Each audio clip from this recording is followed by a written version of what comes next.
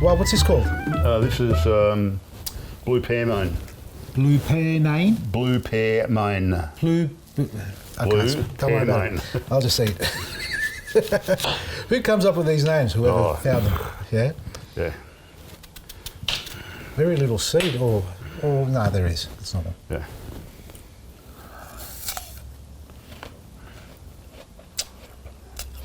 Every single one of these is different. Oh, absolutely different, yeah. It's got a little bit more tart in it, but it is delicious. Yeah. You know, I can't eat an apple from a supermarket. No, I can't either. And often they're flowery. They are. You know, they're often picked well before they're ripened. Yeah. And they're stored at very low oxygen levels. Yeah. And they're often introduced Into the low market. levels of oxygen to ripen them up a little bit. Yeah, but then they're introduced out of season, which is basically 6 months, not 9 months later. You know, if you're eating apples out of season, there's a good chance that they've been in long-term storage. So this is the other problem that we're finding, and more studies are starting to reveal that a lot of the way our food is grown is now lacking a lot of nutrition because, you know, when you pick something, particularly in the veg industry, some of it loses up to 85% of its nutrition within 15 minutes of being picked. Yeah. Hence the reason for snap freezing. Yeah. So it's really, when you walk into a supermarket and you see the fresh food aisles, that's lies. None of that's fresh. None of it is fresh. And I'll correct you there. I stand corrected, mate, because it's picked fresh.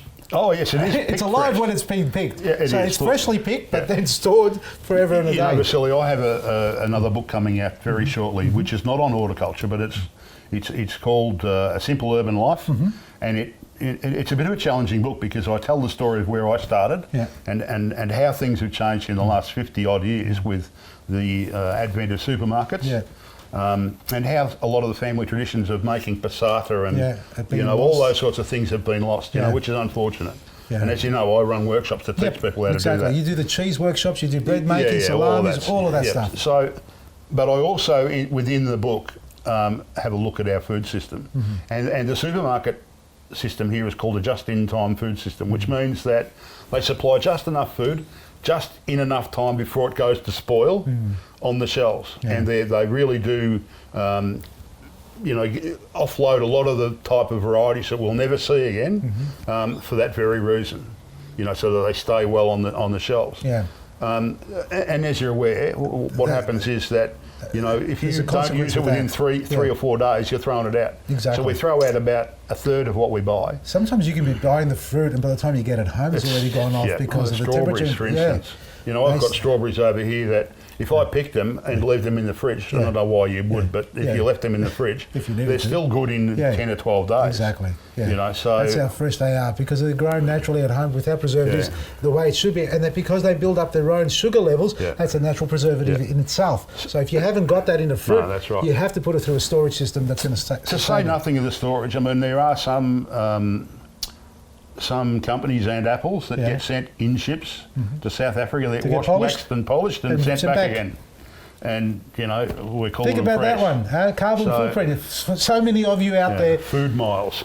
Worried about where our food comes from, and you say it's grown locally, but you're not told the middle story. Well, it has been grown locally. Yeah, it has. Don't get that wrong. Yeah, it's grown locally. But it's gone on a holiday to South Africa and back again. Checked out the other side of the world. Yeah. Totally different continent to come back here. So we haven't, you know, we've got lots to learn, and I guess this book really challenges where you're buying stuff.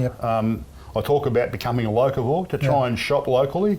Well, that's it. That's true. It's about trying to shop as locally as you possibly can. Even take it one step further. Shop locally with your neighbours. Basically, barter with your neighbour who's growing something different to what you are. I mean, we talk about that too, but it's more really about, you know, all the strip shops are closed. You know, once upon a time when we went shopping with mum and dad, you know, there was a milk bar, a baker, grocery, you know, a greengrocer, a couple of butchers, a delicatessen. They would all know your name. Now they know your orders. They know what you like to shop. You know, and they were sourcing produce locally from very proud growers because the growers were were absolutely very proud about how they were producing and what they were producing. And these growers generally would have been from farmlands in their home country for whatever part of the world they came from. And quite local. And they would come here and grow and sell it to the closest area, the retail store they could get. But now we supply a grower from Bacchus Marsh or wherever where we are today could distribute in season to all parts of Australia. Correct. Now we've got the ability to do that. That's great, but there's a price to pay with that because it doesn't land on a shelf the next day. No. It never does. No. How many people handle this food? Oh. An apple, the humble apple. Yeah. And I've said this story many times. When I was filming the days of SBS and before SBS days, we filmed an episode out in an apple orchard. And I was up on one of those little ladders with a apple bag, picking apples off the tree and, polishing it up as I am now going, have a look at this apple. How gorgeous is this, eh? Fresh from the tree, I'm going to eat this. And just as I went like this, the owner screams out in the background, hey, stop! I go, what do you mean, stop? I go, I'm going to eat the apple. He goes, no, you can't eat the apple. I go, why? He goes, we just sprayed them. I go, what do you mean? You just told me before that you don't spray. You got pheromone strips all over the place. Yeah, that was for the cameras. Are you kidding me? Are you kidding me? This is without a lie. We had to cut it out, and I'm sharing it now because it's our platform. And he goes, I'll go and get you some apples from our tree. What do you mean your tree? Because these ones we don't spray. These ones for the public. Are you kidding me? Yeah. It exists. So I'm not naming anybody, but unfortunately this happens too many times because you're only as good as the weakest link. And if your weakest link does lie and spray, well... And look, I mean, the book looks at all of this, including our meat industry, our dairy industry. It's not just apples, I know. It's across the board. And I guess the book actually offers a way around that by the growing your own stuff, which is what I'm passionate about. Well, it's all about inspiration here, isn't it? So pretty well. As much information as you can. But often, you know, for people to change, they need to know that what they're doing's not right. Well, not necessarily right, but they could be doing better. Yeah. And until your values are challenged, and that's what this book does, it challenges your values a little bit, exposes the industry for what it is, and opens up, some opportunity. So. And we've got here, Garden Beds Made Easy, make your own self-watering raised garden beds. Yeah. What have we got? From little things, big things grow. It's all of us. Okay. And we've got an A to Z guide here. Carrots, capsicums, celeriac, chicory, and it goes on. Horseradish. I mean, it's an A to Z guide here with all the different fruits and vegetables. And you've got in here citrus gall wasp as well. I haven't even had a look at this book. I know I've got that one there. This one's going to hit our shelves too, folks. So you can get it, if you haven't got it already, from both our websites. And this is an A to Z guide. Without my eyes working properly and glasses, I can see all the flowers, marigolds, lemon balm. What have we got?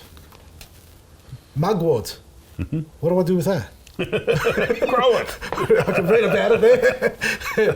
Mizuna, Mabuna. That's beautiful. A to Z guide, and it's everything you need. It's simple, comprehensive. I'm going to need this book actually because have you got it for harsh Australian conditions? And for all, I mean, and it's for Australia wide. Yeah, I mean, I mentioned that if there's a temperate or cold climate or further north into the subtropics or tropics, then I mention that. Yeah. And if you're trying to grow tomatoes up in Queensland, like Jason Land says at the moment, he grows them in winter. So you get to understand the season cycles. He needs to learn to grow some stronger bananas up there, I think. He needs to learn how to grow stronger bananas? Yeah, they're all flattened.